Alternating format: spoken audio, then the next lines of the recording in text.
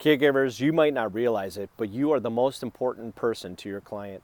You are the one who is investing themselves with your time and energy, and more importantly, your heart into the life of someone who is no longer able to help themselves. And please know this, you're making a difference. However, if your goal is to have a fulfilling career in caregiving, it is imperative that you take care of yourself. This is called self-care. The Oxford Dictionary defines self-care as the practice of taking an active role in protecting one's own well-being and happiness, in particular during periods of stress. We all know that what's happening on the inside has a direct effect on the outside. And when it comes to taking care of the inside you, there are 3 essentials you need to find for healthy self-care. First, find your balance. This means knowing your priorities in life. To determine your priorities, know there are 3 foundational components that make up each person. These include your body, your mind, and your spirit. Decide your priorities based on these 3 components. And when you live by your priorities, they will act as healthy boundaries that will bring balance in your life on a regular basis. Be sure to have priorities that help make your body healthy, that grows your mind, and feeds your spirit. Second of all, find your joy. Let me ask you, caregiver, where do you find your joy? Notice that I'm not talking about finding your happiness, because happiness is different than joy. What I mean is, happiness always is dependent on external factors going right so that it benefits me. Well, let's face it, we live in an imperfect world where this is just not the reality. Therefore, to live for happiness, it will only leave us feeling stuck in an unhappy life.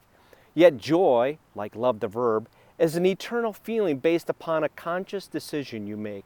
This means you can even have joy while going through the most difficult circumstances in life.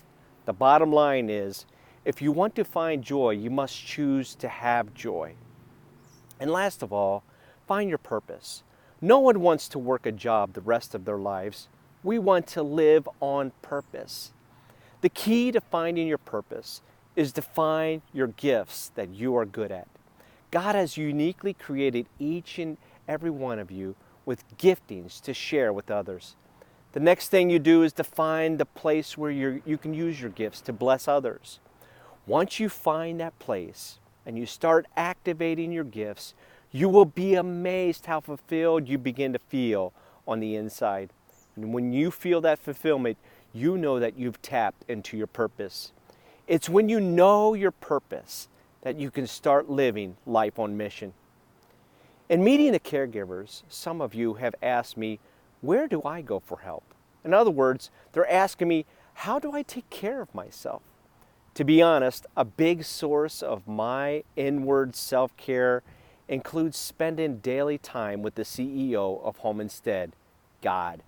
Every day, I will try to get alone to spend some time both talking with Him as well as doing a lot of listening. If there's any self-care that has impacted me the most, it is this daily practice. So if you are a caregiver in need of some inward self-care and you just don't know where to start with a daily time with the CEO. You'd be surprised by the difference this will make in your life. As you know, caregiving can be the most rewarding, yet the most draining occupation you can do. So as we talk about self-care, I want to remind you of my purpose as the chaplain here at Home Instead. I view myself as an emotional, mental, and spiritual life giver. This means if I can be a source of life-giving encouragement for you in any way, I want to be that for you. Simply reach out to me via my email at smiles@chaplain.org or contact your office for how to connect with me. Caregivers, you are the most important people in this organization. Understand that what you are doing is making a difference in the lives of others. So take the time and take care of yourself so that you can better take care of the ones you serve.